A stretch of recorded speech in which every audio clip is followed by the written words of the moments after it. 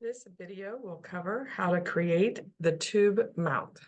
So I went ahead and created a file over here for you, and it will be attached in our Blackboard course. So I know the dimensions are a little bit difficult to see here, but we will, but if you open it up in CAD, you'll be able to see those dimensions perfectly.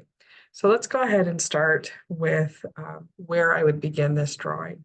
In this case, I always try to look at the part, and since this is basically like an L-shaped piece here, I have some cutouts here and a hole cut out. So I'm not going to create a full rectangular prism, but I'm actually going to create this L shape using our right side view. So let's go ahead and start our 2D sketch. Choose my YZ plane. And I'm going to choose my line command.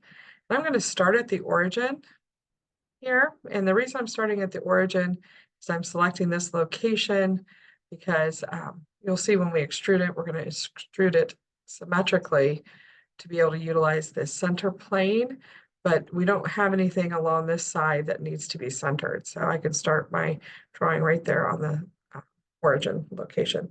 So I'm just going to stretch my cursor out, type in my 5.375. Zoom out a little bit here. And then go straight up. And again, the overall height is 5.375.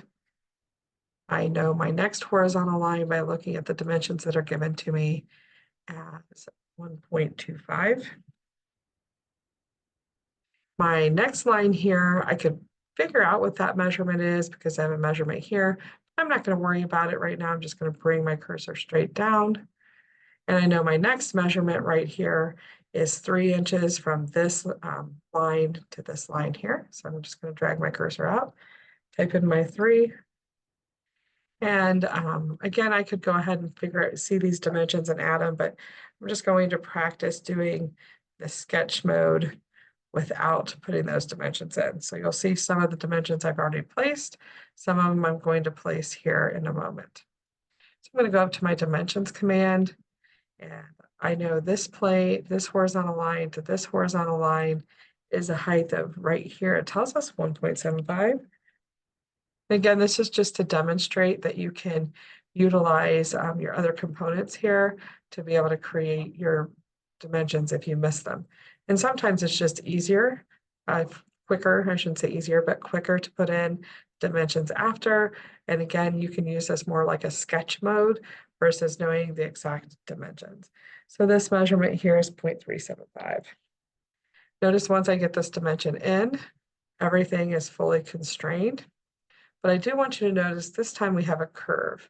And we have a little note here that tells us rounds and fillets are a radius of 0.50, which means this curve right here is 0.50, and this one right here is also 0.50.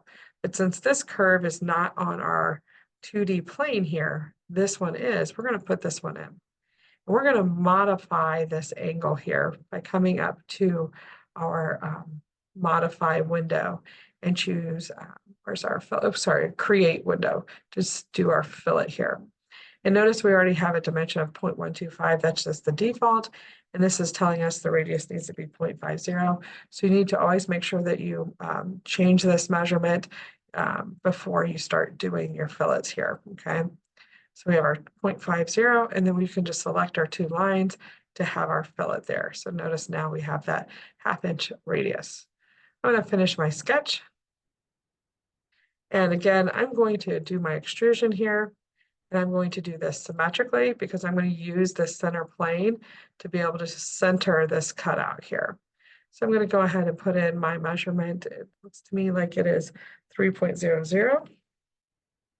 Whoops, that's not what it is. Sorry about that. It's 3.00 on this cutout. So 3, 4, 5. So that's okay. It's just a right click, edit your feature, and then type in the appropriate number here. Okay. At this point, I'm going to go ahead and start a 2D sketch, and my 2 cutouts actually start on this front plane here. So I'm going to choose this front plane, and I'm just going to grab a rectangle real quick and place in 2 rectangles, not aligning them or anything like that, just quickly placing them, choosing my dimension command, and now I can actually measure or excuse me, put the appropriate dimensions in here for our part. So our overall line here, from this plane, let's go ahead and choose our lines here. So this vertical line to this vertical line is going to be 3.00. Notice how it adjusted this side here. So to keep it centered, I can actually use that origin. So there's that origin I had before. I'm just selecting this dimension and I'm going to divide it by 2. So I can put that formula in there. So it doesn't matter if this comes back down the road and we change it. Notice how it adjusts around that origin point. Okay. We need to go ahead and put our height in. Oops. There we go. Whoops, I'm not in the dimension command. Always make sure it's blue. You'll find I do that sometimes there. And it looks like this is 0.125, or 125 thousandths. There's that rectangle is done. And then let's go ahead and do the same for the one up here. Looks like our depth is 0.375 for our cut, for our rectangle here.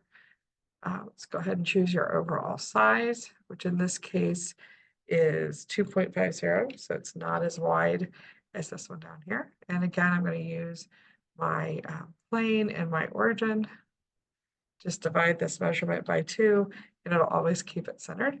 And again, notice down here it's fully constrained. So I'm going to go ahead and finish my sketch. And then I'm going to do an extrusion. So I'm going to go ahead and choose extrusion. And I want you to notice this one right here goes all the way through our part. This one right here only goes through this little like foot here. So I'm going to do these actually separately. I'm going to choose my top one first. And I don't want to go through all, and I don't want to actually put a measurement, because if I put this measurement in here, which I think is what, 1.25 here, the issue with that is if this measurement or this thickness ever changes, I'd have to come in here and edit my feature. So what I'm going to do is do the 2 option, and I'm just going to rotate my block around, and I'm going to choose this back plane. And what that means is it doesn't matter what this foot depth actually is, it'll adjust because it's going to be cut from this side of the plane to this side of the plane. So it creates an extrusion for you that you don't have to come in and edit. So basically what I'm saying is if I came in here and edited my feature, and let's say this isn't 3, let's say it's 2.5, see how this is now longer, finish my sketch, see how it still has that same cut. So that's what that 2 option allows you to do. I'm going to right click on my sketch. Oops, not that one. Right click on my sketch 2. So I can see this bottom component. I'm going to do my extrude. And the reason I put them on the same sketch is because I'm working off the same plane here. I'm going to go ahead and go cut. And again, instead of putting a measurement in, I went through.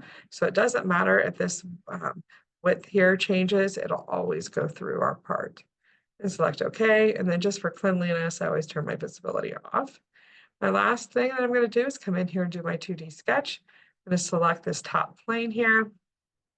And I'm just going to select my circle. And I can line it up with my origin here and type in my measurement, which in this case is 2.00 for my diameter. But notice it is not actually constrained. It's just aligning it with that origin. I still have to come in and do my dimensions. And it looks to me like it is 2 inches down. And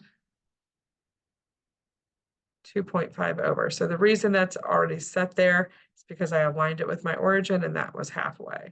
So go ahead and click the OK and finish my sketch.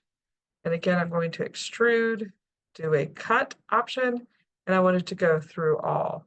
So it always goes through that piece. The last component is we're going to modify our 3D object here, and we're going to go to fillet.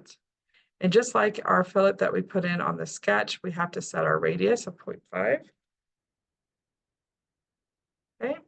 And once you have your 0.5 in there, we can go ahead and select our corners here. Notice I'm selecting the corner I want to round, and it'll show it there for you. And once you hit OK, it accepts it there for you. Don't forget to save. You can click your part here twice slowly, and I'm going to just name this tube mount. Notice when I do that, it also changes the name up here. And if I was going to go to a file save as, it already has the name here for me. So I'm not going to resave what I already have. So there's how do you complete the tube mount.